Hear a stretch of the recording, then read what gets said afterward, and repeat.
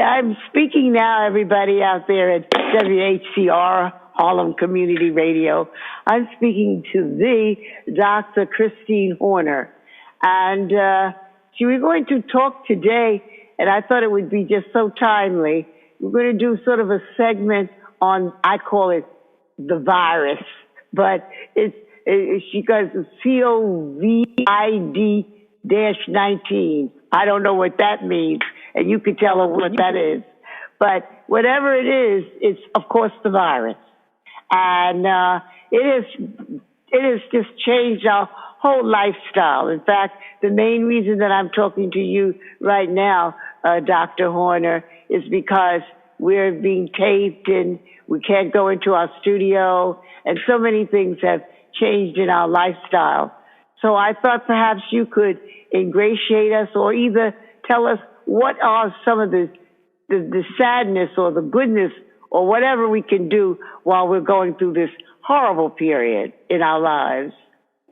Yeah, this sure is a challenging period, and I think everybody's kind of sick of it, and their nerves are raw, and we miss each other, right? I miss my friends, and my gym is closed, and I can't play tennis with my friends yet. So, it really changes your life.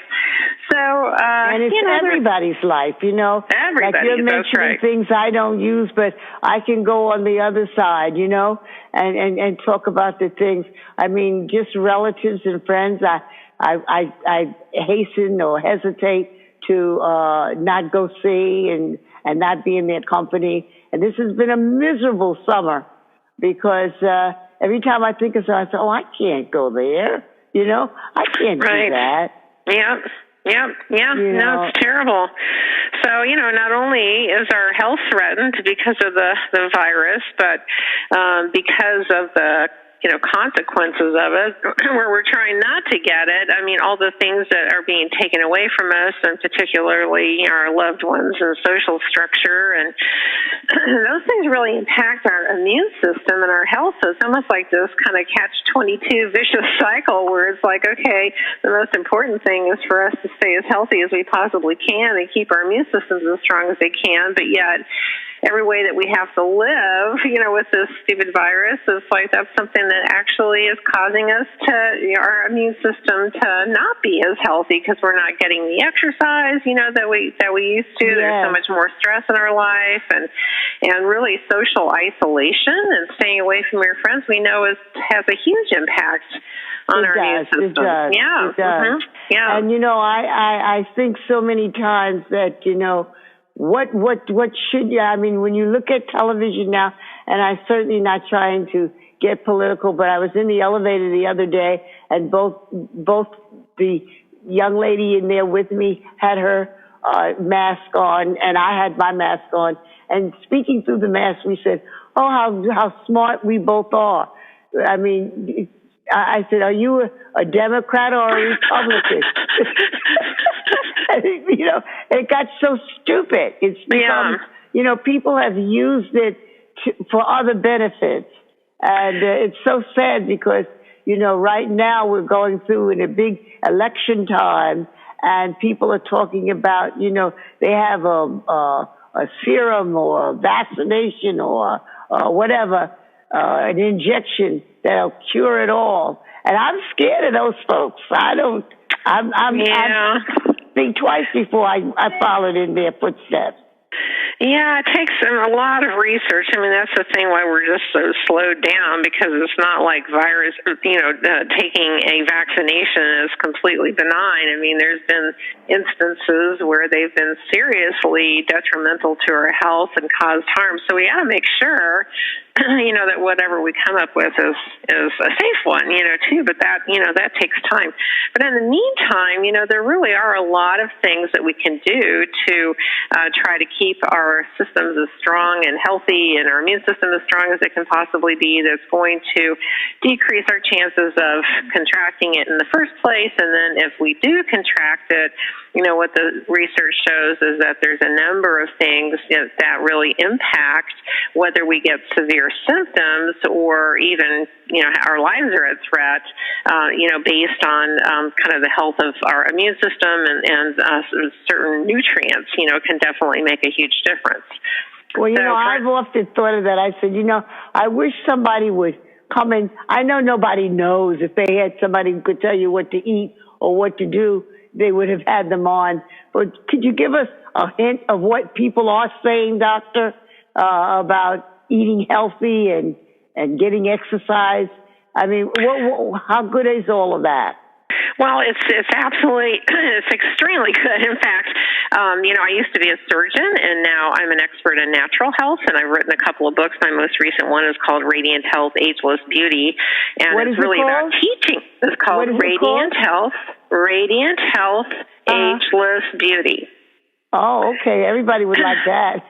Yeah, so it's really teaching people how to become and stay healthy naturally, because that's not something that I learned in medical school. I learned about diseases and how to suppress them and take pharmaceuticals or cut things out. So this is really about educating people about what the research shows that can make us as healthy as we can possibly be, and also to strengthen our immune system. So when it comes to diet, the research shows that the healthiest type of diet that we can consume is a plant-based diet, so as much vegetables and fruits, nuts, and seeds as possible, and then all the stuff that's traditionally in the standard American diet you want to avoid, and particularly processed foods and sugar.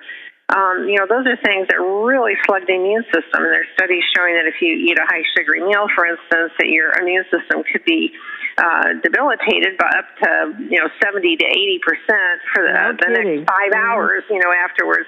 So most of us are going to comfort foods. I've heard lots of that because we're being quarantined, but that's the absolute worst thing to do. You want to make sure that you're eating fresh organic plants, and they're really not very expensive, so that's a poor excuse for that one.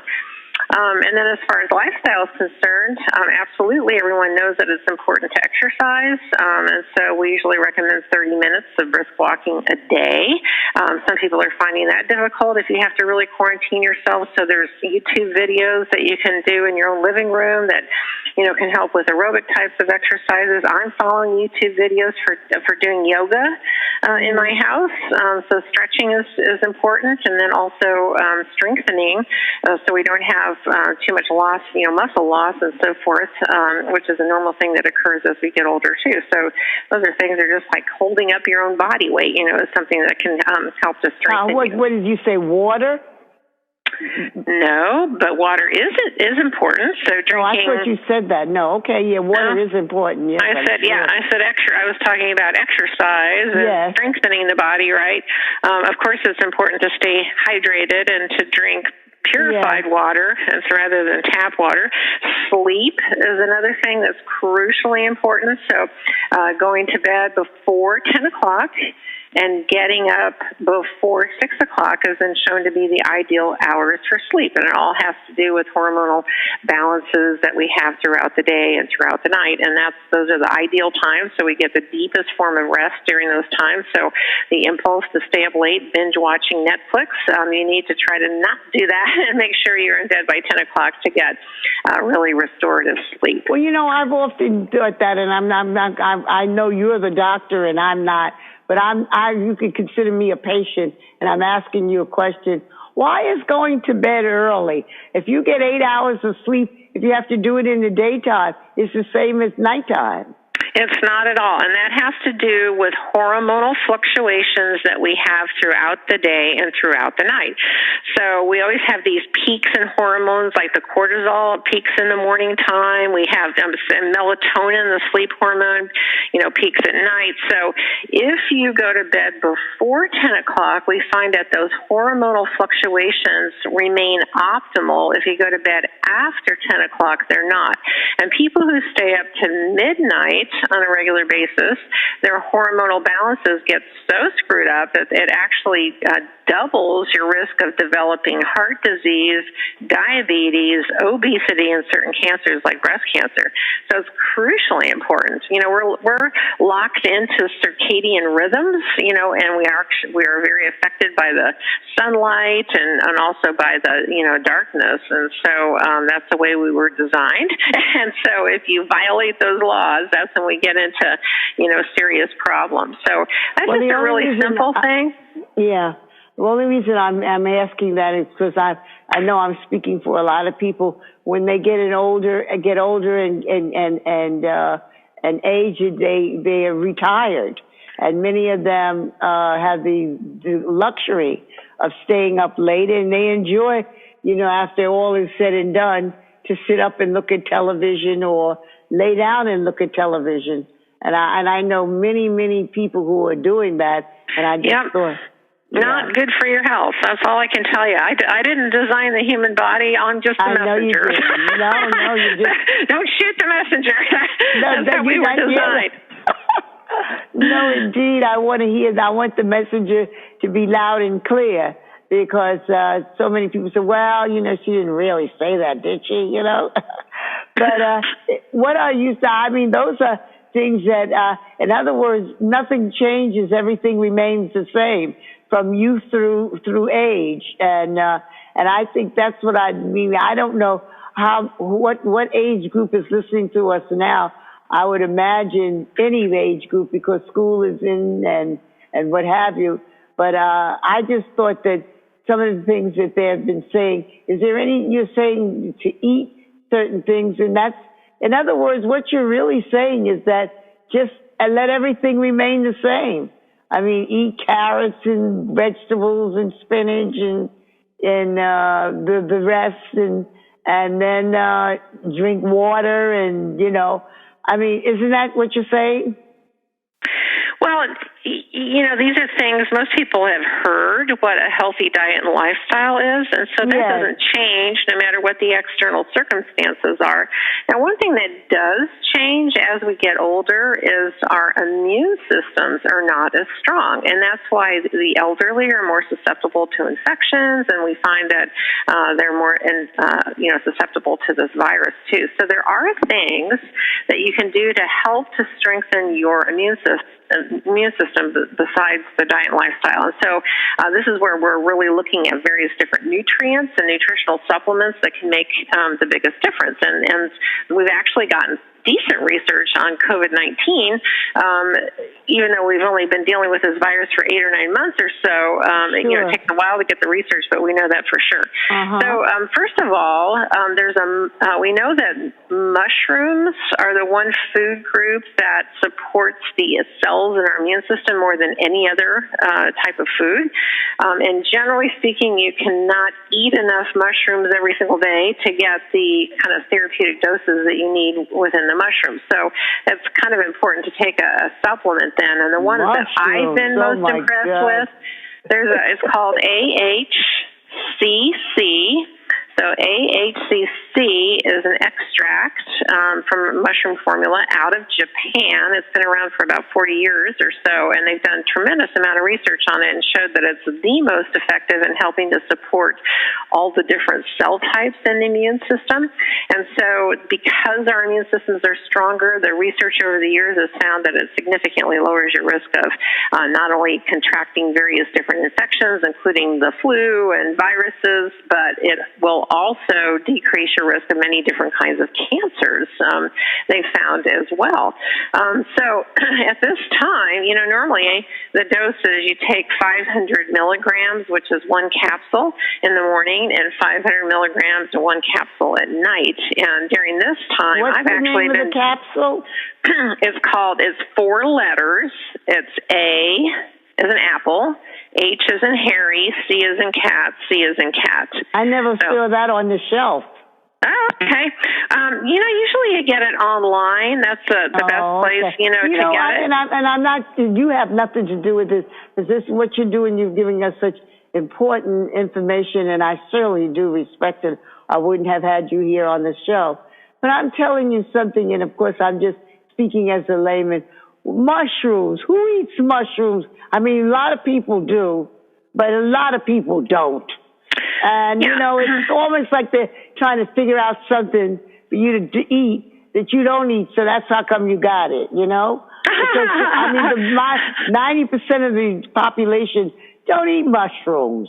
You know? Well, you know, we would do better if we did, but that's another reason why you want to take a supplement, because you're not taking eating the mushrooms every single day. So, like I said, the AHCC seems to be unusually effective, and I double or triple the dose right now to, just give myself some added protection. Sure. For the immune system. So that's one thing. Now, we've also found a couple vitamins that are extremely important, and that's vitamin D and vitamin C. So this is where the studies have actually been done specifically on COVID. What we found with vitamin D is that it acts in our bodies more like a hormone, and is actually essential for the proper functioning of every cell in our body. So what when about we're low, would D be considered along with sunlight? Yes. So when we're low in vitamin D, it drastically increases our risk of all sorts of, infections and chronic diseases like diabetes and breast cancer and all, so forth. And so what's been discovered is that there's an ideal amount that you need in your blood, and it should be between 40 and 60 nanograms per milliliter. Now, as you said, sunlight is, there's a reaction that occurs in our skin that will manufacture vitamin D. Well, what do you do if you're quarantined inside, right? Yes. We're having a heat wave. You're inside with the air conditioning. So not very many people get enough sun exposure to make enough vitamin D3. So we've got to take vitamin D3 as a supplement. Studies show that most people need to take anywhere between 2,000 and 5,000 international units a day. Now, the only way you know how much you need to take is by getting your blood levels checked. So that's crucially important for vitamin, D3. Your doctor can do that, or again, with a quarantine situation, we're still kind of having issues with that in various places of the country.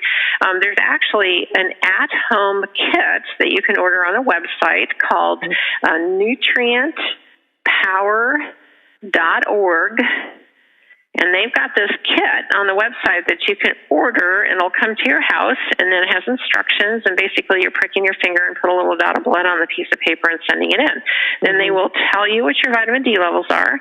On that same website, nutrientpower.org, they have a vitamin D calculator on there. So you are able to plug in your numbers. I think maybe it's your height, weight, or something in the numbers, and then it will tell you exactly how much vitamin D you need to be taking each day in order to get your levels up to that 40 to 60 nanograms per milliliter. Well, Dr. Horner, and I'm certainly playing the devil's advocate here, to have to order it, have to pay for it, and then have to monitor it. Let's just assume that somebody doesn't have all those things available to them. And what would they do? Can't you take a vitamin pill? Yeah, but you wouldn't know if you've got it in therapeutic range, because everybody needs a different amount based on how you metabolize it. So to me, it's like, what are you committed to? Are you committed to your health and being healthy? Or are you committed to other things? I see so many times where people are on the home shopping network, ordering stuff coming in, getting new this, getting new that. I know. But they don't spend I'm not saying that. I'm just, letting you address those people who might be listening today to say, I don't have that, What can I do? Well, you can go to your doctor then. You have health insurance. You can get this covered by that. So you can go to your doctor's office and get your blood drawn. In the meantime, I guess you can just gunshot it and say, all right, I'll take 5,000 international units a day. Is that going to do you good? Well, some people it will and some people it won't. So it's not ideal. Yeah. The ideal thing is to get your blood values, measured. But what they found in relationship to COVID-19 is they found that when people had had their vitamin D levels were up in that therapeutic range of 40 to 60, that their incidence of contracting severe COVID symptoms and dying from COVID was cut in over half of that. So it has a huge effect. So that's one thing, super simple thing that you can do that can help, immeasurably. And then vitamin C, is another thing where we really need vitamin C for a healthy immune system. It helps to fight infections and upper respiratory tract infections and so forth. Vitamin C is different from vitamin D. Vitamin D is a fat-soluble vitamin, which means that it stores in our fat, which is why you got to do blood levels. Vitamin C is a water-soluble vitamin, which means that we don't store it at all. We just pee it out. So there's no reason why you want to do any levels of vitamin C. You just want to take adequate amounts per day. And usually we recommend that you take 1,000 milligrams of vitamin C, either 1 to 3 times a day, depending on, what your preference is. But the 1,000 is the very minimum of it. But they truly have found that there's a significant difference in people that have adequate amounts of vitamin D and vitamin C in their bodies, and a reduction in the incidence of, various different infections, upper respiratory tract infections, and even COVID. So it's not like there's nothing you can do, and there's a lot you can do as far as making your body healthier, and then adding some of these nutrients is very important too. I'm not trying to make your job any more difficult, because this is a very interesting interview, and thank you, by the way. But I wanted to tell you that it's just so weird that you would mention vitamin C. I was in Costco's, which everybody knows about that place, and I saw this woman getting they had on sale two vitamin C's, and they were in gummy bears. And she said, I'm getting this for my family. She said, because this is the only way I can get vitamin C. I said, but there's so much sugar in that. And she said, oh, no. She said, that's what. And I thought, would you recommend gummies? Well, that actually is a way that various different vitamins and minerals come. And if you look at the bottle, you can tell if they're putting sugar in it or if they're putting like stevia, which is a natural sweetener from a plant, which does not cause any harm to your body. So I just look to see, okay, is this a sugar-free, gummy bear or gummy, or is it not? So that's how I differentiate with that. Well, that. I mean, this is so interesting. I can't tell you how you've gotten me concerned, because I think what makes me so interested is because you listen on television and you hear it, but you don't hear it. And all of us, I'm sure everybody within the audience is dying to stay healthy, and to be as such. So I can't tell you. Is there anything else we could do? I mean, we have a couple of minutes more. I know exercise, and that is so supplementary. When you're stuck in the house, as you said, I thought that was so good. Looking at the television and the YouTube videos, yeah. Yeah, I thought that was really, Well, I mean, another thing is, the stress of everything that we're under. So stress is known to really cause your immune system to become, debilitated. Ancient systems of medicine, like traditional Chinese medicine and the one called Ayurveda, which is, from India, 5,000 years old, they understood that stress was something that contributed to most diseases, illnesses, chronic, mental and physical, problems. And so they designed what we call effective stress-reducing techniques. So in Ayurveda, they use meditation, yoga, are the kind of key ones. And then in traditional Chinese medicine, they use the Tai Chi and Qigong. Breathing exercises are used in both of them. And what the research shows is that these particular techniques are things that train your nervous system to not be as responsive. So whenever you have stress, a stressor in your life, your body will not react as robustly and will not produce as high a levels of stress hormones, which are actually damaging to the body. So, for instance, I practice a form of meditation called transcendental meditation, which is the most researched form of meditation. And they found in the study that people who practice is just a simple mental technique that's 20 minutes twice a day, that after 5 years, those that practice transcendental meditation, also known as TM, their incidence of every chronic disease was cut in half. Every one of them. Oh, fabulous to know. Because stress plays such a huge role. So for me, if you want to be healthy, it's kind of like not an option anymore. It's really mandatory that you do a meditation or yoga or Tai Chi, one of these techniques. And it's meant to be practiced every single day. So it's not just like once a week. It's like brushing your teeth. You do one of these techniques each day. And that really helps to minimize the damaging effects of stress in our bodies, which is, hugely important, and particularly right now. Well, Dr. Horner, you have written a book called Radiant Health, Ageless Beauty, and it's just a book on how to maintain radiance, health, and ageless beauty in one's life. And I just think that's so fabulous. Where can we get that? Is it in Barnes and Noble? It's everywhere. So, but main place you would look is Amazon, of course, .com. Yes. And it actually won a National Book Award for the best book in health, medicine, and nutrition. So it's extremely readable and meant to be a guidebook telling you all the important elements that are of extreme importance for helping to have you achieve the most extraordinary health and longevity. Well, I want to say this to you. Boy, you've been a shot in the arm.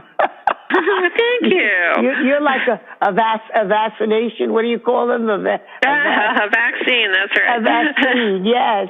And for all of that, I say that because this is so timely, and we having you here is so important to us both. And what I'm going to do for you, and I mean that I'm going to wait a couple of months or so and get back with you, and we'll see how all of us have done. I'll have some of those I call people's questions for you again. Okay, sounds good.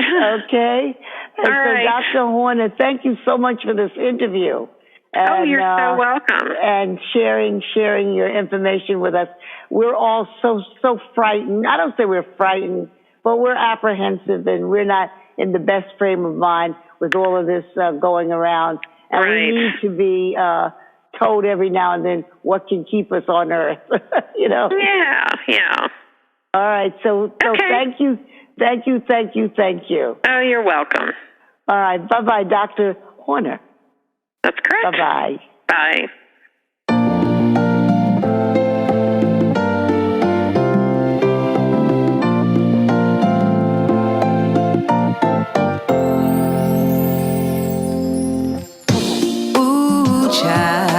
Things are gonna get easier. Ooh, child, things will get brighter. Ooh, child, things are gonna get easier. Ooh, child, things will get brighter. Someday we get it together and we get it undone. Someday we'll get brighter. Yeah. Beautiful sun. Someday when the world is brighter, yeah.